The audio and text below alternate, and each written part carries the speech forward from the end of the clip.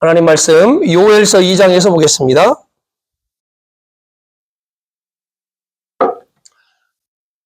요엘서 2장 12절로 17절까지의 말씀을 우리 한 절씩 교독하겠습니다. 제가 12절 읽겠습니다. 여호와의 말씀에 너희는 이제라도 금식하고 울며 애통하고 마음을 다하여 내게로 돌아오라 하셨나니 옷을 찢지 말고 마음을 찢고 내 하나님 여호와를 배우라. 그는 은혜로우시며 자비로우시며 구하기를 더디하시며 이해가 크시사 뜻을 돌이켜 재앙을 내리지 아니하시나니. 주께서 혹시 마음과 뜻을 돌이키시고 그 뒤에 복을 내리사 너희 하나님 여호와께 소제와 전제를 드리게 하지 아니하실는지 누가 알겠느냐. 너는 시온에서 나팔을 불어 거룩한 금식을 정하고 성회를 세우리라. 백성을 모아 그 모임을 거룩하게 하고 장로들을 모으며 어린이와 젖 먹는 자를 모으며 신랑을 그 방에서 나오게 하며 신부도 그 방에서 나오게 하고 낭실과 제단 사이에서 울며 이르기를 여호와여 주의 백성을 불쌍히 여기소서. 주의 기업을 욕되게 하여 나라들로 그들을 관할하지 못하게 하옵소서. 어찌하여 이방인으로 그들의 하나님이 어디 있느냐 말하게 하겠나이까 할지어다. 아멘. 우리가 설교를 하다 보면 구약 또는 신약 이렇게 번갈아 가면서 설교를 합니다. 또 성경을 읽다 보면 우리가 때로는 신약부터 읽거나 구약부터 읽거나 우리가 자유롭게 하지만 구약을 읽다 보면 또한 설교하다 보면 이 시대가 지금 이 구약보다 더 악한 시대가 아닐까. 하나님의 사랑을 너무나 가볍게 설교를 해서 성도들이 그 사랑 때문에 모든 것을 다 용서받을 수 있다라고 생각하지 않나. 무슨 잘못을 해도 당신들은 하나님의 사랑 때문에 하나님의 자녀이므로 천국에 갈 수 있습니다.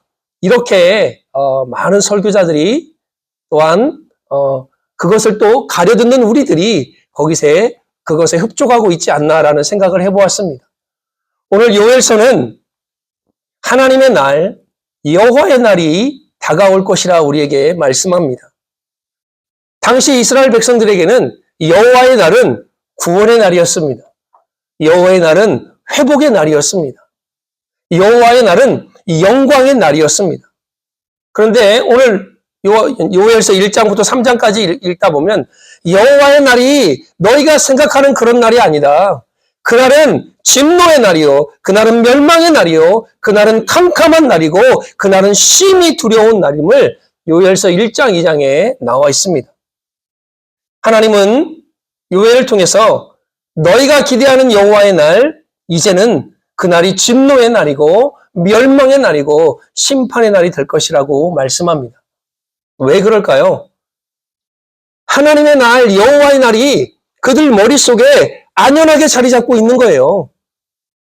하나님의 날이 오면, 여호와의 날이 오면 우리는 살아날 거야. 우리는 구원받을 거야. 그 날이 오면 우리의 모든 대적을 하나님께서 멸하실 거야. 그렇기 때문에 그 날을 바라보면서 자기들이 지금 처해 있는 그 상황에서 하나님을 예배하지 않고 하나님께 나아가지도 않고 하나님께 돌아가지도 않으면서도 불구하고 그날만을 기다리는 이스라엘 민족에게 하나님은 요엘을 통해서 강력한 메시지를 던지고 있는 것입니다. 너희가 돌아오지 않으면, 너희가 회개하지 않으면 그날은 너희에게 진노의 날이요, 멸망의 날이요, 심판의 날이 될 것이라는 하나님의 경고입니다. 두 번째는 요엘서를 통해서 여호와의 날을 준비하라는 것입니다. 그날은 반드시 옵니다. 우리도 언젠간 그 여호와의 날을 맞이할 것이고 언젠가는 우리도 하나님 앞에 서게 될 날이 올 것입니다. 그때 요엘은 뭐라고 말하냐면 여호와의 날이 올 것인데 너희가 회개함으로 하나님께 돌아옴을 준비하라고 말씀합니다. 그리고 그 날이 돌아와서 너희가 회개하고 하나님 앞에 겸허할 때 하나님이 주실 축복을 받을 것인데 온 세상은 그날이 심판의 때가 되겠지만 너희에게는 하나님의 구원이 완성됨을 요엘을 통해서 오늘 우리에게 말씀하고 있는 것입니다. 요엘 1장에 보면 4가지 메뚜기가 등장을 해요. 다 메뚜기 종류입니다. 어떤 얘기가 나오냐면 팥중이 남긴 것을 메뚜기가 먹고 메뚜기가 남긴 것을 느치가 먹고 느치가 남긴 것을 황충이 먹었도다. 다 메뚜기 종류입니다. 여러분, 씨를 말려버리겠다는 거예요. 하나님이. 메뚜기떼가 한번 쓸고 지나가면 어떻게 되는지 아시죠? 근데 그 쓸고 간 자리에 또 다른 메뚜기가 오겠대요. 그리고 그 쓸고 지나간 자리에 또 다른 메뚜기가 오겠대요. 그리고 또 다른 메뚜기가 한 번 더 오겠대요. 뭐가 남겠습니까? 쳐들어온 적군을 향하여 말씀한 상징이지만 하나님의 은혜를 기억하지 않고 하나님을 떠난 하나님의 백성들에 대한 하나님의 징계입니다. 그러나 하나님은요, 늘 메시지를 주실 때 하나님의 징계와 심판만을 주시는 게 아니었어요. 그들을 용서하시고 그들을 구속하시겠다라는 메시지를 동일하게 주셨습니다. 하나님의 길을 가는 자, 하나님의 은혜를 바라보는 자에게는 그 하나님이 구원주로 오겠지만 그렇지 않은 자에게는 하나님이 심판주로 오시겠다라는 경고입니다. 아까도 말씀드렸지만 여호와의 날, 그 날은 이스라엘 민족에게 영광의 날이고 회복의 날이라는 그 인식이 만연해 있었지만 아모스나 스바냐, 오늘 요엘서를 통해서 하나님은 너희가 돌아오지 않으면, 너희가 회개하지 않으면 그날은 징계와 심판과 멸망의 날이 될 것이라 경고하고 있습니다. 요엘서 1장에 읽어보면 그날은 포도주가 끊어지고 한 민족이 올라와 백성을 진멸할 것이고 처녀가 약혼한 남자로 말미암아 굵은 배를 동이고 애곡한다. 이게 무슨 말입니까? 약혼한 남자가 전쟁터에 나가서 아니면 무슨 일 때문에 죽는다는 거예요.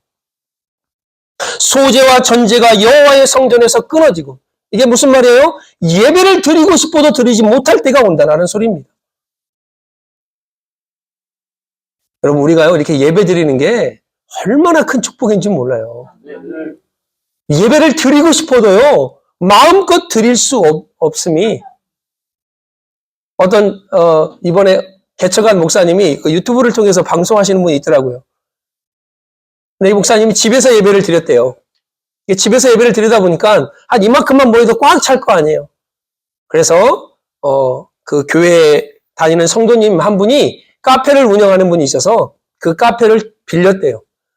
근데 평상시에 그 카페에서는요, 뭐 음악회도 하고 라이브 가수들이 와서 노래도 하는데 주민들이 아무 말을 안 해요.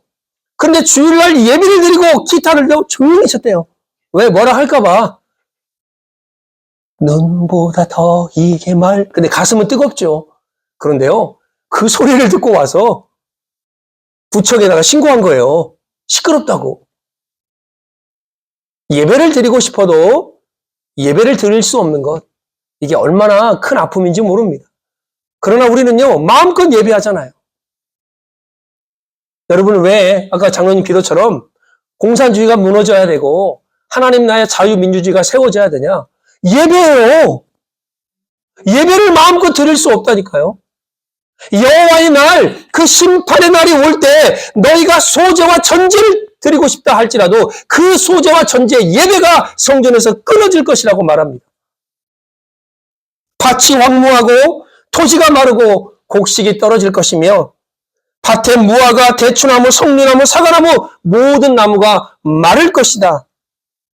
이러한 현상 때문에 사람들의 즐거움도 사라질 것이라 말합니다. 요엘 1장 15절 16절의 말씀입니다. 슬프다 그날이여, 여호와의 날이 가까웠나니 곧 멸망같이 젖는 자에게로부터 이르리로다. 먹을 것이 우리 눈앞에서 끊어지지 아니하였느냐? 기쁨과 즐거움이 우리 하나님의 성전에서 끊어지지 아니하였느냐? 에레미야도 동일한 말씀을 이스라엘에게 선포합니다.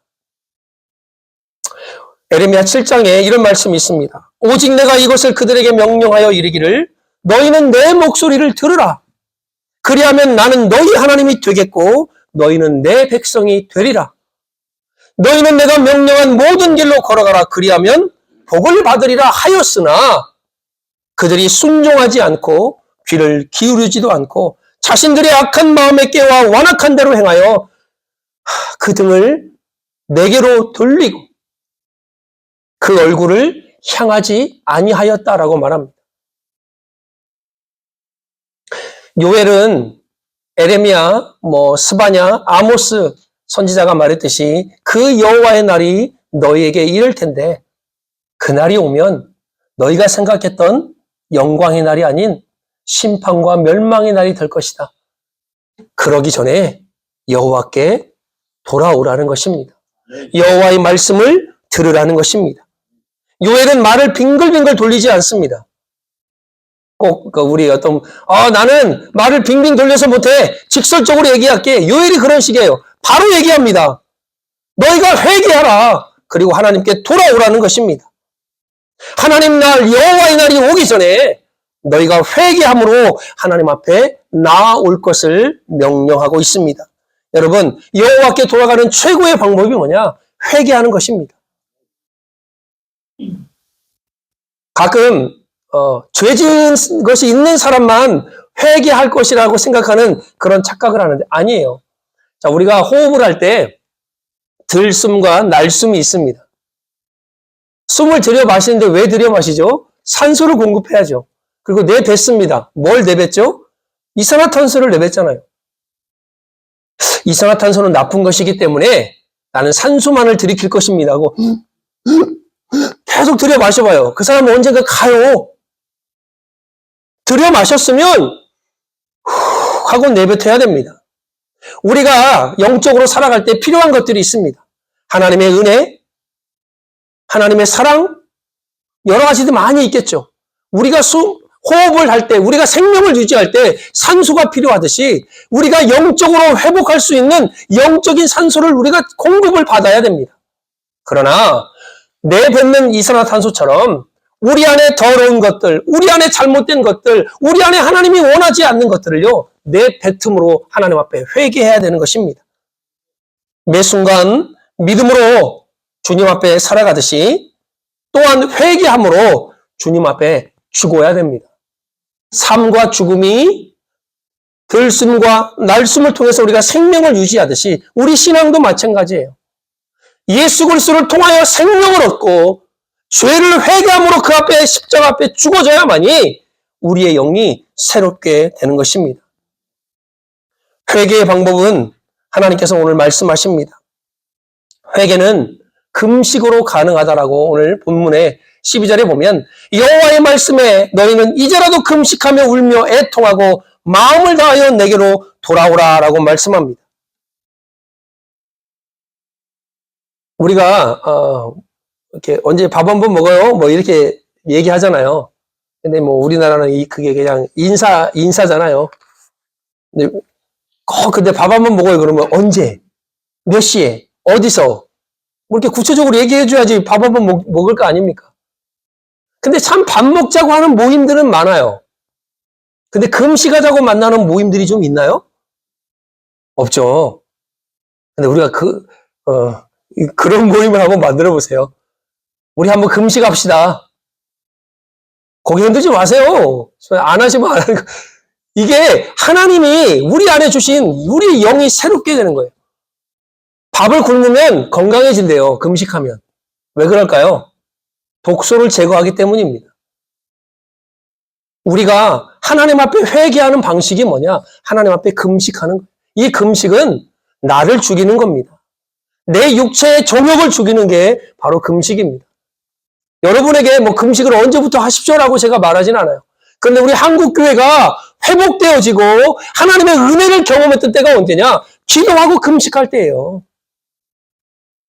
1960년 우리 이제 어르신들 다 살아와 봤잖아요. 저는 태어나지 않는 때라 제가 감히 오라고 말씀 못 드리겠지만 50년대, 60년대, 70년대 내가 태어난 해니까 그래도 한 살이지만 70년대 보세요. 그때 6.25로 교회가 건물들이 다 피폐해진 그때 거석대기 하나 내리깔고 새벽에 그 어린아이 들쳐업고 무릎 꿇고 하나님 앞에 기도했던 그 기도가 지금 우리를 있게 한 것이 아닙니까? 못 먹어서가 아니라 하나님 앞에 정말 곡기를 끊고 금식하면서 하나님 이 나라를 살려주옵소서. 하나님 우리 교회를 살려주옵소서. 하나님 우리 가정을 살려주시고 나의 자녀들 후손들을 살려주옵소서. 그 기도가 지금 우리가 있는 거예요. 제가. 그렇다면 우리 다음 세대는요? 우리의 후손들은요? 역시 우리 때에 기도하고 하나님 앞에 금식함으로 그들이 하나님의 은혜를 경험할 수 있도록 우리가 그 길을 열어야 할 것입니다. 회개는 울며 애통하는 것입니다. 그리고 마음을 다하여 하나님 앞에 나아가는 것입니다. 지금은요, 먹방 유튜브들이요, 돈을 엄청 번대요. 야, 그 히밥인가 히잡인가 그 여자분은 저보다 더 말랐는데 밥을 어떻게 먹냐면요, 한 15인분, 20인분씩 먹어요. 그런데도요, 야, 그렇게 날씬할 수 있을까? 근데 연봉이요, 월에 몇 천만 원씩 벌어요, 그 사람이. 그리고 그 사람이 음식점에 가면 공짜로 먹입니다. 우리 가게 홍보 좀 해달라고. 근데 금식하는 유튜브는 없잖아요. 울며 애통하는 너무 즐거움과 오락들이 만연한 시대를 살아갑니다. TV에 한번 틀어보세요. 막 그냥 재미난 오락 프로들이요, 차고 넘칩니다. 그런데 거기다 대고 울며 애통하며 금식하십시오. 그러면 누가 좋아하겠습니까? 그러나 저와 여러분들은 하나님 앞에 심령이 가난하여 울며 애통하며 하나님 앞에 나가야 됩니다. 그래야 여러분 가정이 살고 교회가 살고 나라와 민족이 사는 것입니다. 오늘 13절에 너희는 옷을 찢지 말고 마음을 찢고 너희 하나님 여호와께 돌아올지어다 라고 말합니다. 습관적으로 회개하지 말고 그냥 먼 일만 있으면 옷을 막 푹푹 찢었어요. 이스라엘 민족들이. 야, 옷을 찢으면 뭐하냐? 또 다른 옷 입을 거면서. 하나님이 그 습관적인 회개 말고 마음을 찢는 회개를, 진정한 회개를 하라고 하나님이 말씀하고 있는 것입니다. 금식과 애통, 그리고 마음을 찢는 기도가 우리 현대교회에서 사라지고 있습니다. 요즘 잘 보면 영적으로 좀 착각하며 살아가는 것 같아요. 우리 필그림 교회는 없으시겠지만 내가 하나님의 백성이라는 착각, 나는 아무렇게나 살아도 예수님을 영접했기 때문에 천국에 갈 수 있다라는 착각, 이 정도면 믿음이 좋다라는 착각. 그래서 그 착각이 적당한 믿음을, 적당한 타협을 만들어내는 것입니다. 저는 여기 있는 모두가 다 천국에서 만나기를 원합니다. 그 대형교회 어느 목사님이 설교하는데 미국 목사님이 이렇게 설교하더라고요. 거기는 뭐 수천 명이 모였으니까 그렇게 해도 될 것 같아. 여기 있는 분들 다 천국 갈 것 같습니까? 저는 아니라고 생각합니다. 수천 명 중에 한 명이 있을 수 있잖아요. 근데 지금 15명 모였는데 제가 여기 있는 분 다 천국 갈 생각하십니까? 그럼 이제 의문이 들 거 아니에요. 15명밖에 없는데 과연 누가 못 갈까? 그런데요, 우리가 한번 돌아봐야 돼요. 전에도 말씀드렸듯이 나더러 주여 주여 하는 자마다 천국에 다 들어갈 것이 아니라 하나님의 뜻대로 행하는 자야 들어간다라고 말해요. 그런데 교회 안에요, 주의 이름으로 선지자 노릇하고 주의 이름으로 귀신을 쫓아내고 주의 이름으로 많은 권능을 행했다라고 그들이 말을 해요. 그러나 하나님은, 예수님은 불법을 행하는 자요, 나는 너희를 도무지 알지 못해 나에게서 떠나가라고 말합니다. 이 말은 무슨 말이냐면 교회 밖에 사람들한테 얘기한 게 아니라는 거예요.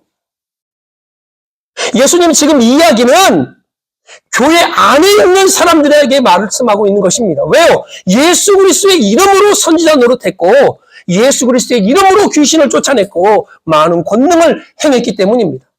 이 말을 바꿔보면 교회 안에도 예수님의 능력을 행하는 사람도 있지만 그도 하나님 나라에 천국에 들어가지 못할 수도 있다라는 생각을 우리가 해봐야 된다는 것입니다. 그래서 깨어 있어야 되고 정신 차려야 됩니다. 과거에 내가 무엇을 했던 걸로 자꾸 울고 먹으면 안 돼요. 제가 어느 날 우리 이제 뭐 목사님들이나 아니면 누구 만나서 지금 현재 얘기는 안 하고 옛날에 화려했던, 옛날에 잘 나갔던 때 있잖아요. 막 수천 명 앞에서 제가 설교하던, 그리고 100명의 아이들을 막 1000명으로 내가 부흥시켰던 그런 얘기, 그리고 막 그 교사 세미나 가가지고 수백 명 있는 교사들 앞에서 막 내가 우리 교회, 우리 주일학교가 이렇게 부흥했다라고 제가 막 간증하고 돌아다녔거든요. 코가요, 지금도 못 봤지만 그때는 하늘 뚫었어요. 그러니까 그런 때만 얘기하는 거예요. 많이 목회하면 큰 목사고 적은 목회하면 적은 목사입니까? 착각 속에 우리가 살아가고 있습니다. 내가 과거에 이러한 일을 했습니다. 그때가 좋았습니다. 이게 아니라 지금이 더 좋아야 돼요. 지금이 더 하나님 앞에 우리의 신앙이 바로 서야 됩니다. 지금이 하나님 앞에 내가 나아가도 떳떳해야 됩니다. 오늘 밤 내 영혼을 도로 찾으리니 그러면 네 예배한 것이 네 것이 되겠느냐. 하나님이 오늘 밤 여러분 찾을 때 여러분이 어떻게 하겠습니까? 아멘, 주 예수여 어서 오시옵소서, 할렐루야 감사합니다, 이러고 갈 것인지, 하나님 1년만 좀 참아주십시오. 제가 내 믿음과 내 신앙을 다시 한번 점검하고 하나님께서 오늘 밤 내 영혼을 도로 찾겠다 하실 때 아멘 하고 가겠습니다. 여러분 깨어 있어야 됩니다. 우리가 어떻게 영적으로만 살 수 없어요. 그래서 제가 제 좋아하시는 목사님이 영적인 원리를 말씀하시는데 이런 말씀하시더라고요. 51대 49. 우리가 저울을 놓고 우리의 신앙과 우리의 육체의 삶을 볼 때 50대 50이면 균등이잖아요. 그럴 때 영적인 곳에다가 1을 놓으래요. 1. 그럼 여기가 51이 되고 여기가 49가 되죠. 이 땅을 살아가는데 우리가 필요한 것들이 있잖아요. 그런데 영적인 것을 51에 놓으면 이 땅을 살아가지만 항상 우리 마음과 생각이 기울어져 있는 거예요. 어디로? 영적인 것에. 단지 하나만 보탰을 뿐인데 이게 우리가 살아가는 영적인 원리입니다. 하나님, 우리가 이 땅을 살아가요. 놀기도 해야 되고요. 먹기도 해야 되고요. 교제도 해야 되고요. 삶을 살아가야 되지만 우리가 50대 50이 아니라 이 50의 육적인 것을 하나만 빼어서 하나님 영적인 것에 투자하겠습니다라는 것입니다. 그러면 무게가 어디로 쏠려요? 영적인 것에 쏠리게 되어 있습니다. 그러면 우리는 승리할 수 있어요. 회개는 금식하며 울며 애통하며 14절에 보면 예배를 회복하는 것이 하나님 앞에 나아가는 것입니다. 주께서 혹시 마음과 뜻을 돌이키시고 그 뒤에 복을 내리사 너희 하나님 여호와께 소제와 전제를 드리게 하지 아니하실지 누가 알겠느냐. 아까 제가 말씀드린 게 뭐라고 그랬죠? 여호와의 날이 올 때 성전에서 소제와 전제가 끊어진다라고 말씀드렸습니다. 그런데 회개하고 하나님 앞에 여호와의 날을 기대하며 회복하는 날 하나님 뭐라고 합니까? 혹시 너희 소제와 전제를 하나님께서 받지 않겠느냐. 예배, 그 중요성이 오늘 요엘서를 통해서 우리에게 나타나고 있는 것입니다. 제가 참 이게 막 제가 존경하고 좋아했던 목사님들이 이번 그 한국의 계엄령 사건을 통해서 참 너무나 많이 드러나는 거예요. 야, 이분도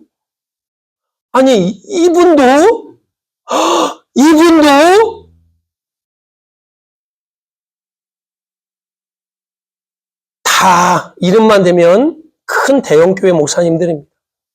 제가 참 그분 설교도 많이 듣고 인용도 하고 막 그랬었는데 이게 점점점 우리의 신앙을 우리가 지키는데 너무나 힘든 때를 살아가요. 그래서 하나님, 역시 사람이 아니군요. 역시 하나님 말씀밖에 없군요. 다시 한번 깨닫게 됩니다. 여러분도 저 너무 믿지 마시고 또한 어느 막 유명한 목사님들 와 이분 대단한데 믿을 거 없습니다. 그냥 좋은 말씀 아멘 하고 바로 어디로 돌아가야 되냐? 성경으로 돌아가야 돼요. 그래서 하나님의 말씀을 읽어야 돼요. 그래서 올해 우리가 1독 합시다, 2독 합시다, 3독, 4독 이야기하는 것이 뭐냐? 말씀 외에 우리에게 답을 줄 수 없기 때문입니다. 말씀 외에 우리의 길을 올바로 인도할 방법이 없기 때문에 하나님의 말씀을 보라 하는 것입니다. 여러분, 금식하며 울며 애통하며 하나님 앞에 예배를 회복하는 것이 저는 감히 그것을 가리켜 부흥이라고 말씀드리고 싶습니다. 숫자가 많아지는 것, 그건 숫자가 많아지는 거예요. 부흥이라는 단어를 쓸 수 없습니다. 하야으라는 이 단어 속에 세 가지 의미를 갖고 있습니다. 숨을 쉬고 다시 살고 소생하다라는 단어가 부흥이라는 단어 속에 들어가 있습니다. 하나님, 부흥은 숨을 쉬는 거군요. 그러면 내가 살아나겠네요? 부흥은요, 여러분이 살아나는 것이 부흥이에요. 부흥은 다시 산다, 부활한다라요. 그럼 하나님, 십자가를 통해서, 부활의 신앙을 통해서 우리의 신앙이 회복되는 것이 부활이겠습니다. 부흥이겠습니다. 네, 맞습니다. 소생케 된대요. 저는 이것을 교회 회복이 아닐까 저는 생각합니다. 부흥은 나의 회복, 나의 신앙의 회복, 그리고 교회가 회복될 때 참 부흥의 역사가 일어나는 것입니다. 숫자적으로 늘어나는 것, 그거는 부흥이 아닙니다. 그거는 성도의 수가 많아지는 것입니다. 그러나 진정한 부흥은 저와 여러분들이 하나님의 말씀으로 울며 애통하며 금식하며 기도함으로 내가 살아나고 나의 신앙이 회복되어지고 우리 교회가 회복되어질 때 진정한 부흥이 이 땅 가운데 임하는 것입니다. 여러분, 내가 살고 나의 신앙이 살고 교회가 살면 나라가 살아나게 되어 있습니다. 그래서 부흥의 역사가 여러분과 여러분 가정의 교회 안에 일어나야 돼요. 그러려면 하나님 앞에 금식함으로, 하나님 앞에 울며 애통함으로 기도하며 하나님 앞에 예배함이 살아나는 그런 은혜를 먼저 경험해야 될 것입니다. 이런 의미 속에서 부흥의 참 역사는 십자가와 부활, 바로 예수 그리스도의 그 은혜가 있어야만이 가능하다는 것입니다. 오늘 제가 설교 본문을 제목을 시온에서 나팔을 불며라고 말씀드렸습니다. 오늘 2장 1절에 보면 요엘서 시온에서 나팔을 불며 나의 거룩한 산에서 경고의 소리를 질러. 15절 볼까요? 너희는 시온에서 나팔을 불어 거룩한 금식일을 정하고 성회를 소집하라. 이 나팔의 의미는 두 가지 의미를 갖고 있었습니다. 첫 번째는 뭐냐? 경고의 메시지입니다. 주민들이 알게 하라. 여호와의 날이 올 것이다. 그날은 징계요 멸망의 날이 될 것이다. 그러나 15절에 나오는 시온의 나팔은 무슨 소리냐? 바로 회복의 소리입니다. 금식일을 정하고 성회를 소집하고 백성을 모아 그 모임을 거룩하게 하라. 여호와를 섬기는 제사장은 기도하는데 주의 백성을 긍휼히 그리고 이방인들에게 모욕을 당하지 않도록 나팔을 불라라고 말합니다. 이것이 저와 여러분들에게 주어진 하나님의 사명이에요. 나팔을 부는 것. 제가 설교 준비하면서 우리 교회 제일 이걸 잘하는 분이 있겠다. 바로 누군지 아시겠죠? 김영재 장로님은 아주 이 사명을 가지고 태어나신 분이야. 나팔을 불 사명. 하나는 경고의 나팔을 불고 하나는 회복의 나팔을 불. 장로님, 그런 의미에서 언젠가 한번 또 나팔을 한번 특송으로 해주시면 감사하겠습니다. 우리의 사명은요, 이 땅, 이 사람들을 향해서 나팔을 불어요. 무슨 나팔을? 여호와의 날이 온다. 그날은 너에게 징계와 멸망의 날이 될 것이다. 그러니 회개하고 울며 애통하며 금식하며 하나님께 돌아오라. 그러면 그날은 다시 한번 나팔이 불려질 텐데 회복의 날이요, 하나님의 영광의 날이요, 너희를 소생케 하는 날이 될 것이다라는 것입니다. 여호와께 돌아갑시다. 하나님께 돌아가는 것, 하나님께서 우리에게 원하시는 것입니다. 그것은 성령을 통해서 가능하게 할 것입니다. 요엘서 2장 우리가 읽지 않았지만 28절 32절에 보면 구약시대에는요, 지도자들에게만 이 영이, 성령이 부어졌습니다. 모세와 70인의 장로들, 그 다음에 여호수아, 사사기에도 사사들에게, 왕들에게, 선지자들에게.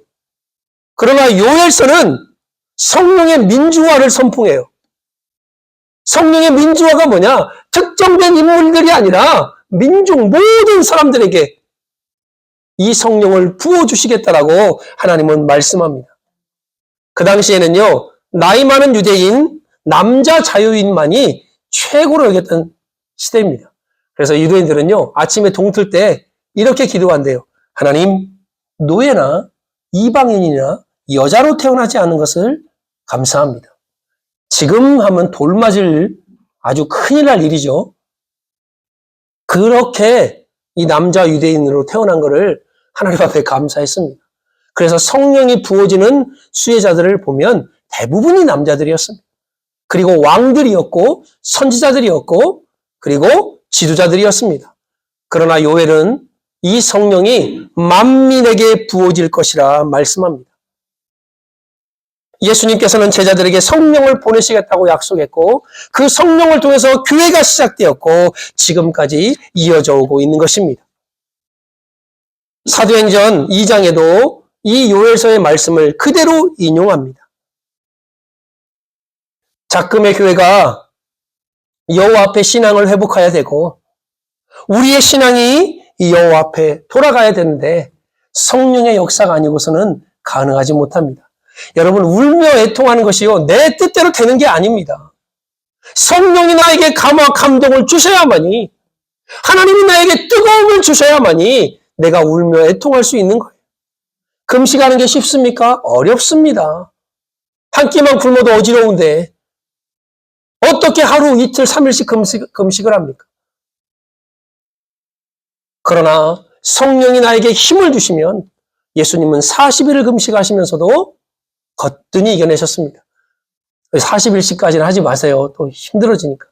그러나 성령이 우리와 함께 하셔서 하나님 나의 체질에 맞게 내가 하나님의 은혜를 따라 금식할 수 있도록 하루에 한 끼라도, 우리가 지금 월사 금식 기도회를 하지 않습니까? 한 달에 한 번 하루 금식하자. 근데 그것도 안 되면 하루를 아침을 3번을 나눠서 금식을 한번 해보자. 무엇 때문에 금식합니까? 나를 위해서도 하지만 교회를 위해서, 나라와 민족을 위해서, 우리 가정들을 위해서 우리가 금식하자. 그래서 여호와의 부흥을, 하나님의 부흥을 우리가 기대하려면 여러분의 금식의 시간들을 계획하셔야 됩니다. 우리가 하나님의 부흥을 경험하려면 여러분의 개인적인 기도의 시간들을 계획하셔야 됩니다. 그냥 수요일날 담호 시간에만 기도하면 안 돼요. 토요일날 새벽 기도에만 기도하면 안 돼요. 매일 하나님의 말씀을 보는 시간, 그리고 기도하는 시간. 제가 하루에 한 1시간 정도 성경을 읽어요. 시간을 막 쪼개죠. 그러나 아침 시간은 제가 어떠한 일이 있어도 아침 새벽 기도하고 그리고 그 시간 이후에 기도하고 말씀하는 시간, 6시 반부터 거의 9시 반까지는 제가 그 시간을 사수하려고 몸부림을 칩니다. 하나님의 말씀을 보고 하나님 앞에 기도하는 시간을 내가 정하지 않으면 자꾸 나의 육적인 나의 모습 때문에 내가 무너지는 것을 보게 됩니다. 여러분, 하나님의 부흥을 경험하려면 마음을 찢는 겸손함이 있어야 됩니다.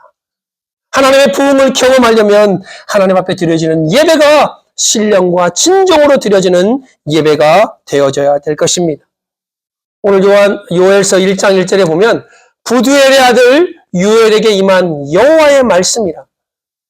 여러분, 부두엘의 뜻은 여호와의 성실하심, 요엘은 하나님은, 여호와는 하나님이시다라는 뜻을 갖고 있습니다.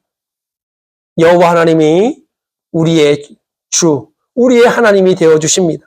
그 하나님께서 그분의 성실함으로 우리를 인도하고 지키고 계심을 우리는 잊지 말아야 될 것입니다. 모두 여호와께로 돌아가 보습을 쳐서 칼을 만들고 낫을 쳐서 창을 만들어 강한 하나님의 군사로 우리가 세워져야 될 것입니다.